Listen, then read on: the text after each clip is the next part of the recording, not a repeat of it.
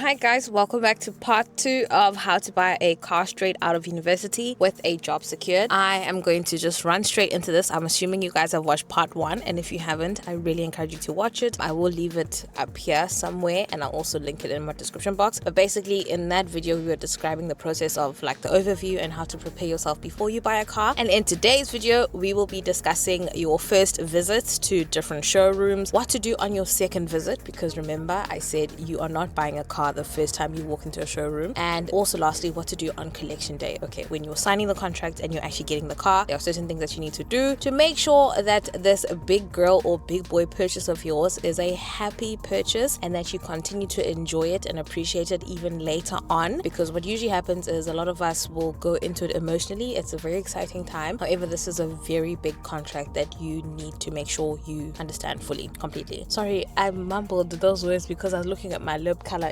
I was using some tint thing, so it just changed my lips to like a little pinky color. Love it so much. But anyways, this is not about my lips, it is about buying a book. Okay, 2 disclaimers like I always say before I get in. The first one is that this is not financial advice. I'm just telling you guys the process I followed, the things that I did and the things that I wish I did, and I've also just based it off of some of the comments that have come through in my previous videos, because I have done this video a while ago when I actually bought my first car. That was about 5 years ago, so I've also incorporated some of those things. But then my second disclaimer is that if you want this information in a lot more logical way, please do check out my book, which is the Get Ready With Me Work Edition book. I wrote this with students and young professionals in mind, and it covers this car buying process in a lot more detail, with a lot more templates and with a lot more it's more structured. Okay, in a video that is hopefully going to be 20 minutes or less, I can only give you so much, but in a book at least you can write, you can personalize it, and it's not a long book. Shame, I do not like reading very lengthy books, so the book is very short, but the point is it's so that people can finish it. And there's a lot of colors because I'm a visual learner. Okay, there's a lot of colors, there's a lot of things because I get bored. So I wrote this book for a person like me. So if you do want to grab that, you can check it out. It is available on my website, www.lomaku.co.za, but I will leave that all in the description box. Okay, but let's get into it. Okay, I'm excited. You guys are getting cars. Love that for you. Let's make sure it's a great one. Cool. My name is Nokuhle, and I'm a personal finance creator. Some of the videos I've made include how to buy shares, top 10 affordable cars, how to file your taxes, side hustles, interviews, you name it, I've done it. Note, these videos do not constitute financial advice. My aim is to plant the idea, it's up to you to water it.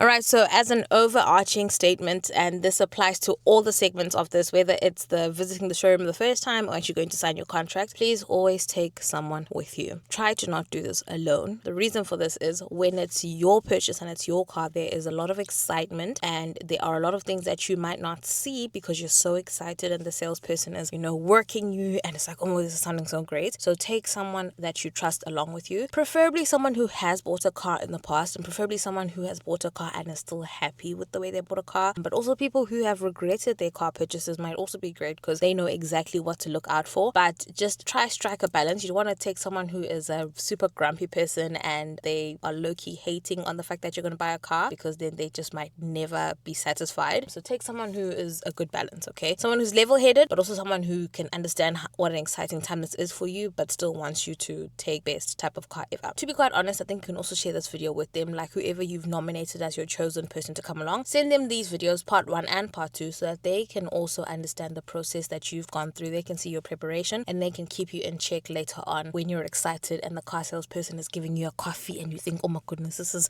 amazing. Kanti Leo coffee, you've paid for it through installment. So to start us off, visiting the different showrooms as well as test driving.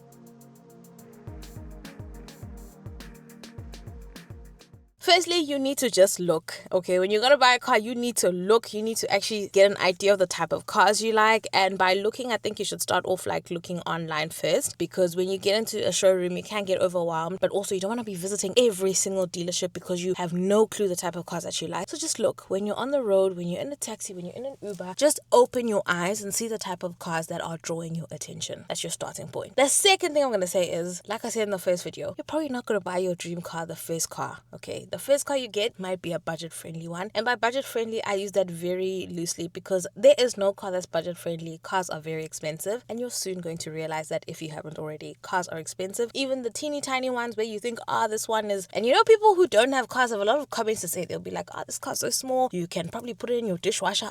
This car doesn't use go to a car wash. You just wash it with your dishes.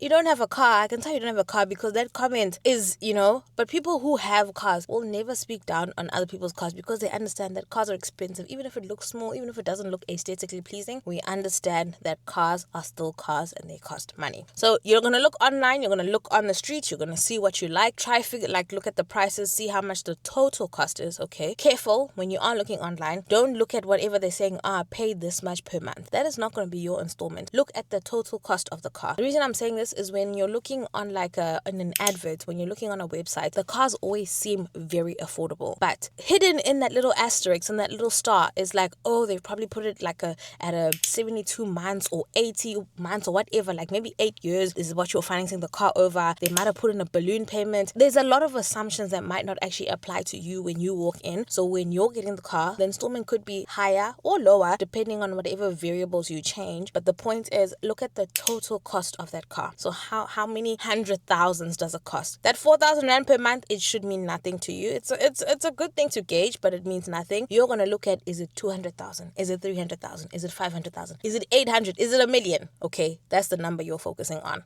Cool. Now, after you've looked online, then you're going to go into an actual dealership. And when you're looking online, you're going to narrow it down to a couple of things. So you don't want to be spending too much time trying to look at all the dealerships. There are so many dealerships, you can lose your mind. But the nice thing is that some of them are usually around the same spot. So you could be saying you're going to this company, but then you end up looking at this company because they're literally sharing a parking lot. But when you go to your chosen dealerships, you're just walking in, you're browsing, you're looking at the cars that they have on the ground. You're reading the brochures that they might have because they usually do have some things that are printed. Note, not all cars that they have will be shown in the showroom because they also have storage limitations. So they might only be able to show one car from the affordable range, one car from the mid-tier range, one car from the luxury range, okay? And you now might think, that's the only affordable car they have. Ask them. They might have a lot more others. They're just not physically in store. And also, if you can, during this first visit, ask them to take you guys for a test drive. With the test drive, I will say in South Africa, a lot of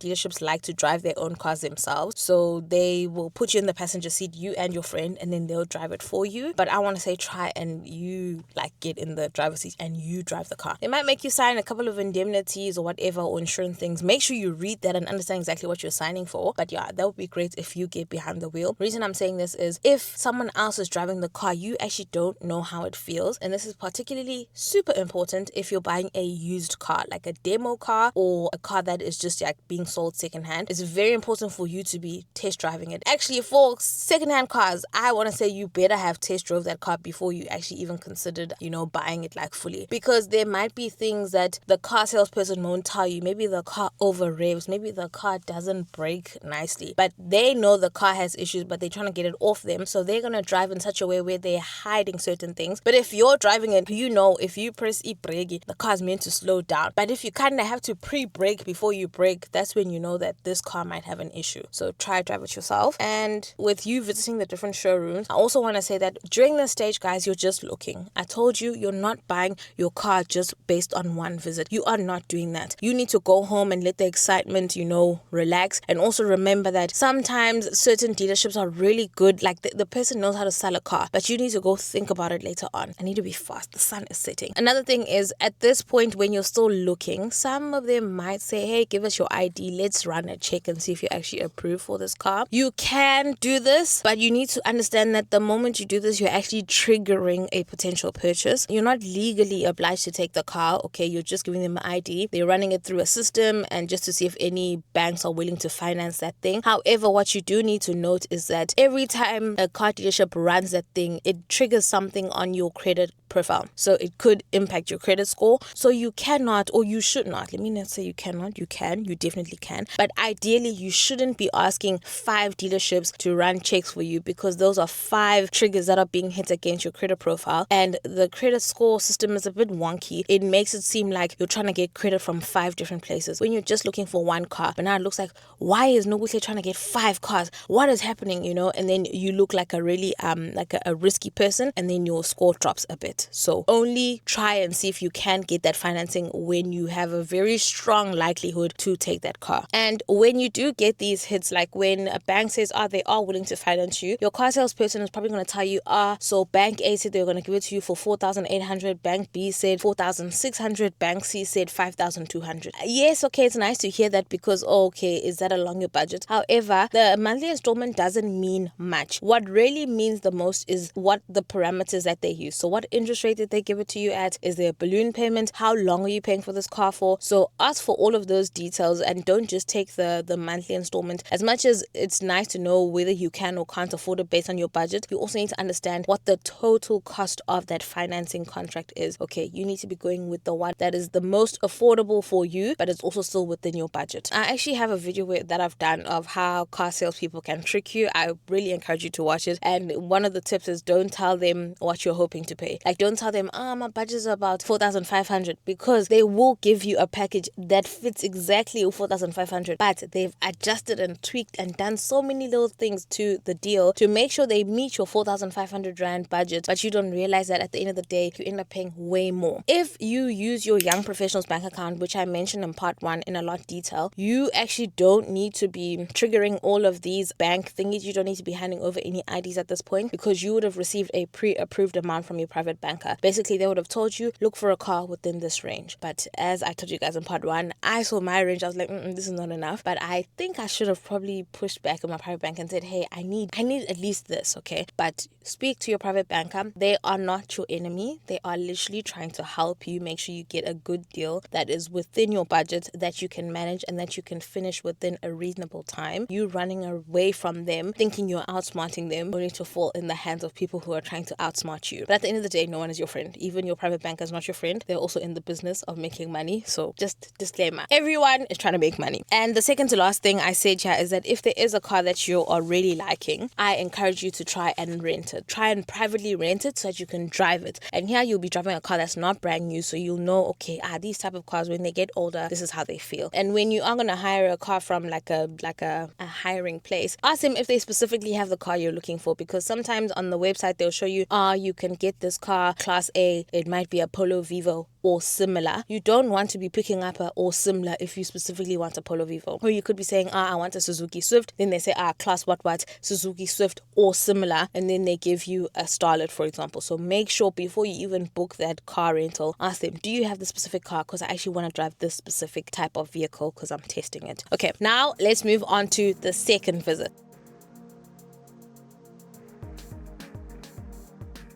The second visit is me assuming that you've gone home, you've thought things out, you remember all the different cars you've tested, you remember all the different packages, and now you're low-key getting ready to finalize your purchase. So you're going back to one dealership and maybe 2. At this point, you're trying to assess your affordability again in a lot more detail and seeing if there are any adjustments that can be made. So if you are buying a new car, this one is fine, but if you're buying a demo car, you are now here to see if it is affordable. Okay, so if it's not affordable, this is the moment where now you can start tweaking certain things based off of your preferences. Ideally, you shouldn't be trying to tweak too much. However, what I will say is with your interest rates, always try and negotiate it down. Always see if they aren't willing to go down, because a lot of us just take the first offer and we run with it. However, negotiate. The same way we negotiate when we're doing our hair and when we're buying things, like minuscule things, negotiate even the big things, okay? The price can change. Trust me. And then your homework during your second visit, or like after your second visit, if they give you a prospective contract to sign, this could be the dealership, it could be a financer, or your young professionals bank account, or whatever bank you end up going with, and they've offered you a pre-approved amount. Ask for a contract, a sample contract that you can read through. This contract ideally already has the type of parameters that you will be getting like finance under, and you're going to read it and try understand exactly what's included and what's not. Ask a lot of questions. If there are things that you don't understand on that contract, you need to ask questions, because you should only be signing contracts that you understand fully. And if you don't understand something, you can chat GPT, you can Google, but also make sure you're asking whoever is helping you, like the person who's helping you sign that contract. They need to answer, because you need to hear it from them exactly what they said. I low-key wish I recorded them. I low-key wish I was, like in my, because I was actually vlogging my first time, but I didn't vlog the contract signing because I was like, oh, this is confidential, this is, but I wish I just said, do you mind if I record this? And, obviously you need to ask for permission. Then I just would have put it on record and heard everything she said, But yeah, so some of the questions you need to ask, or some of the things you need to look out for in your contract, are balloon payments. Is there a balloon payment? Ideally, you don't want a balloon payment, because that's basically saying, I can't afford this car, but don't factor in a certain amount into the installment. I'll pay it off later as a lump sum. That's not a really great thing to have in your contract. Usually you include these when you're really desperate. However, these also make your car a lot more expensive, okay? Because it's a big chunk of money that you're not paying off at all. You're only going to pay it off later on, and you're assuming you're going to be able to afford it later on. But there's a lot of uncertainty. There's a lot of uncertainty that you're banking on, and obviously your bank will charge you for it because it's risky. And I told you, banks do not like risk. Also, look at the interest rate. Is it fixed or is it variable? If it's fixed, they'll quote a specific amount, like a specific percentage, sorry. If it's variable, they say it's prime plus or prime minus or just prime. Prime is obviously like a thing that you can't control. It's set, it's based off of what the repo rate is with the South African Reserve Bank and all of that. So whenever you hear that there's an interest rate increase or interest rate decrease, that's when you get impacted. Your car installment will change. So if there's an increase, your installment gets more expensive. If there's a decrease, your installment gets more affordable. But yeah, a lot of people will get quoted at prime, so the variable interest rate. However, some people are like, no, I want a fixed rate because I can guarantee what's going to happen. However, there's pros and cons to everything, right? So don't even ask me what's better, fixed or variable. It depends. And also it just depends on what you want. The fixed one, someone might say it's great because you can budget and plan exactly and know exactly how much you're going to pay every single time. Like, it won't change. Whether there's a change in repo rates, it's none of your business. However, with the fixed rate, it can also get fixed at a very high thing. For example, if you were to go and buy a fixed rate car, and the interest rate, maybe they say that we're going to charge you 10%. When prime drops to 7.5% and everyone's installment is dropping, yours will stay the same because you fixed it, and you could run the risk of fixing it at a very high interest rate. But also the opposite applies. You can fix your car at 7.5%, and interest rate goes insanely high, and it's crazy high, and people are complaining, but you've locked in maybe at 7%. But like I said, there's no right answer. It's completely preference. But yeah. And then also have a look at what has actually been included in your car purchase. So see if your service or maintenance plans have been included. Also understand the difference between a service plan and a maintenance plan, because those are not the same. Understand what the warranty is. Understand if there are any extended warranties. Is this something you want? Is it something you can get at a later stage, or do you have to choose now if you want them? Also see if there's a scratch and dent policy that's been included. Is it something you want? Is it something you don't care about? What about a smash and grab when you darken where you tint your window so that people can't see from the outside what's happening inside, or at least it's not as visible? And then as part of your homework, also say plan your money. Okay, so if you're going to be putting up a deposit, I hope you have been planning and saving all along, because I don't know where you're going to get a massive deposit from 2 days before you need to pick up your car. But if you have been putting your money in different facilities and you've been stashing it away, this might be the time to also start pulling it back into your bank account, just so that it is available when you do need to pay it. And then lastly, here on my notes, I had a little asterisk that said some people choose to not finance certain things, like your registration fees and licensing fees. It's usually 1,000 something, less than 3,000. Let me say less than 5,000. It's been a long time since I bought a car, but it's not a very big amount. So some people choose to pay for that out of pocket, even though they're not putting down a deposit. Some people say no, but that one, don't finance it. The reason people say certain things they want to pay immediately on the spot is because if you're financing something, this means you're putting it into your contract. It means your contract will be a lot more expensive, so you end up paying interest on something. So basically, what might have costed 1,000 rand if you paid it cash today might end up costing you 1,300. And this is just me being dramatic. The 300 doesn't feel that much, but it could be a lot more. Okay, and that's the point. Now let's move on to the last point, and the sun is setting, so I need to be like Michael Schumacher. This is collection day.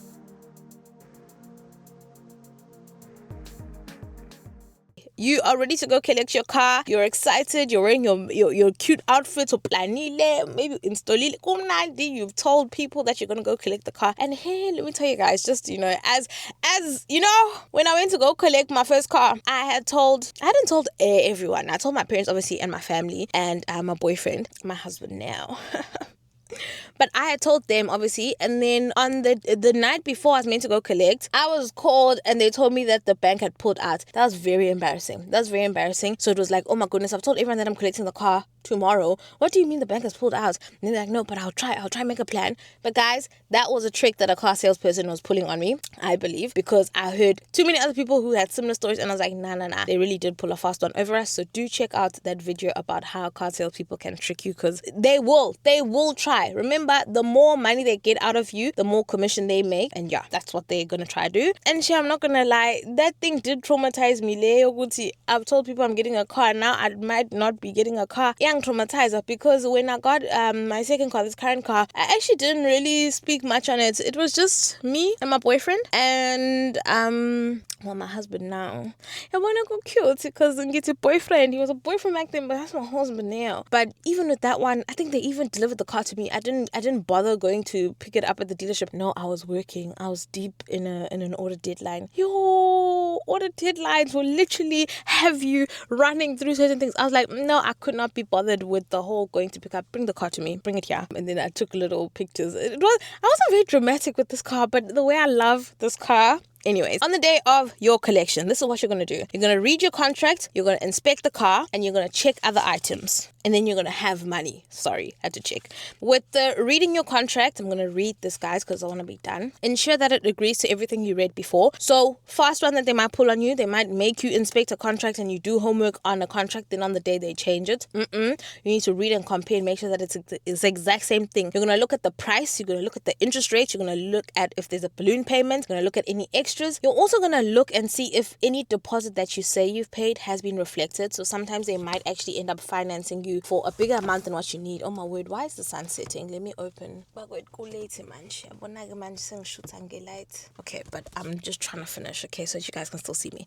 But yeah, sometimes you might have paid a deposit and it hasn't reflected. So make sure that it is reflecting on your contract. Also check your details. So your name, your ID number, the bank that's financing it. Make sure that's correct. This is a contract. It is a long contract. 5 years, 4 years, whatever the case may be. You don't want anything to be wrong. And also make sure that the car make, the year, and the fact that you're the first registration, if it is a brand new car, is correct. And also look at the VIN number that's been recorded on your contract. So the VIN number needs to match the VIN number that's on your car at the bottom. VIN number is usually written like on the windscreen, but just ask, they'll show you. Okay, actually now I've moved on to step 2, which is inspect the car. When you're inspecting the car, check that the VIN number matches. Also look for scratches, dents, and chips. Hopefully you would have done this before you signed the contract, okay? But now you're going to check again, because sometimes when they're moving the car, even if it's a brand new car, sometimes when they're moving the car from like the storage to the showroom, because they've prepared it now and you're going to pick it up with the cute balloons, sometimes people can scratch things. Make sure you are inspecting this car, and if they have scratches, you need to ask them about it, because especially if you bought a new car, you bought a brand new car, that car should not have any scratches, should not have any dents. It should be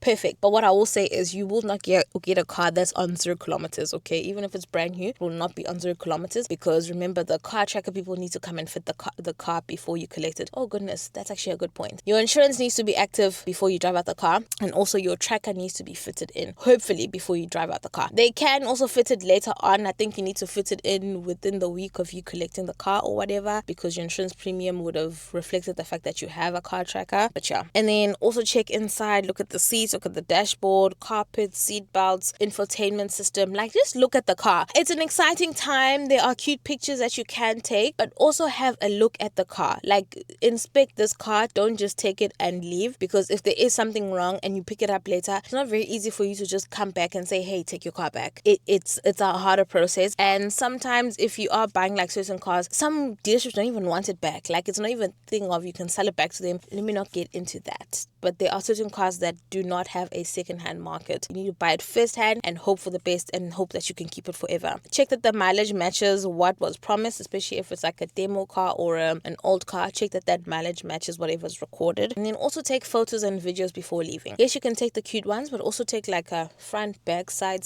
inside, all of that, because these can be used as proof later on should you ever need it. Hopefully not, but should you ever need it. And then second to last, check for other items. Make sure you have your spare key. Okay, if you're buying a used car and there is no spare key, they should have discounted for that. Next is a service and maintenance book. This might not be applicable for newer cars. Back in the day, they used to have logbooks where they used to stamp every time they service your car. And if you're buying a used car, check that they have like an updated service book. Actually, I need to do a whole video on buying a used car. Like I said, it's a very detailed process. But in newer cars, they don't have stampy logbooks anymore, or at least I haven't seen them. Now they keep them digitally, just because people were also doing fraud where they were making their own stamps and lying about them. But also I think people were losing those books. So now it's all kept digitally rather. But also dealerships are trying to encourage that you keep coming back to service at their place instead of going to like a private mechanic. So that's why they've done the whole digital thing. Guys, companies are in the business of making money, and they sell you things that they know you're gonna come back for later. Check that the manual is there, warranty and service plan, and also your emergency tools. So in your boot there should be a spare tire as well as some tools that you need. Just make sure that that's all there, because this is part of your car, okay? And if they haven't included it, they need to discount for it. Okay, that last section, I'm so happy that I'm almost done. The last section is have money. I feel like I've spoken a lot and about a lot of things, but I haven't actually spoken too much about money. I've just said budget, be realistic. But now you actually need real money in your real bank account, because there are certain things that you need to pay for. Your insurance will start the day you collect your car. It can start a day earlier, but it definitely has to be active when you collect your car. And they will take an amount, like they'll prorate it. So if you're taking a car and it's not like a beginning or end of a month, they'll take the insurance for like a couple of days or whatever. They'll prorate it, okay? And then also your debit order amount. Let me let these kids pass. Oh my goodness, I hate my parking. This kid just knocked my car, and because my car is right by a pathway, it means whenever they pass, they just at least I'm leaving soon. Yeah, actually, that's for when you're buying a property, and if you're going to buy in a place where other people live, don't have a parking where there's a pathway, because people walk and knock and yes. But yeah, next, your car tracking debit order will also go off pretty soon after they install it, or actually even before they install it, they'll take their money. The only people who don't take their money very early is the bank. So when you finance your car and they're taking the debit order for the car installment, they'll actually not take it for the first month. Sometimes they even give you the second month free, and I put free in inverted commas because nothing's for free, remember. But they'll give you like a little holiday where you're not paying for the car, you're enjoying it. And I don't know, maybe it's part of the little psychological thing, but you're driving, you're enjoying the car, you're not paying for it, you don't know the real pinch that comes with having a car. But then when the installments kick in, trust you me, they will not stop until you've paid the last one. Okay guys, I think I've spoken too much. This has been me. This has been part 2 of how to buy a car straight out of university. If you have enjoyed this, please do tip me with a like. If you have enjoyed this video and the previous one, please drop me a comment and say dankie, just so I know that you guys made it to the end of the video. Thank you so much for tuning in, and I wish you all the best. And if you are buying a car, I wish you all the best. I really hope that it is a great journey. I'm super happy for you, stranger. I'm super happy for you in advance. I'm kidding, but I love that for you, and I hope you have many safe kilometers. I hope you enjoy driving. I hope you enjoy the freedom it comes with. I love driving. I love my car, and I hope you feel the same way about your car. And thank you so much for tuning in, guys. I hope the videos weren't too long. I feel like they were slightly long, but it's because I also just didn't want to leave out like certain things, because I'm scared that sometimes people might just watch this and not go do any further research. But I really do think you should do further research, and one of those steps rather should be you grabbing a copy of the Get Ready With Me book. It is literally 300 Rand, but you could save so much more if you know what to do and what not to do. I actually quantified how much I would have saved had I known what I know that I've written here. I would have saved 37,776 just based off of buying a car. However, in totality, I would have saved myself 80,000 just based on other things, based on getting my rental deposits back like in full, like fighting, as well as getting promotions, like yeah. But anyways, and yeah, you know what, that is my car's way of saying yeka ukulum. I'm done. Bye bye guys, thank you so much for tuning in. If you enjoyed this video, please tip me with a like, comment, and subscription.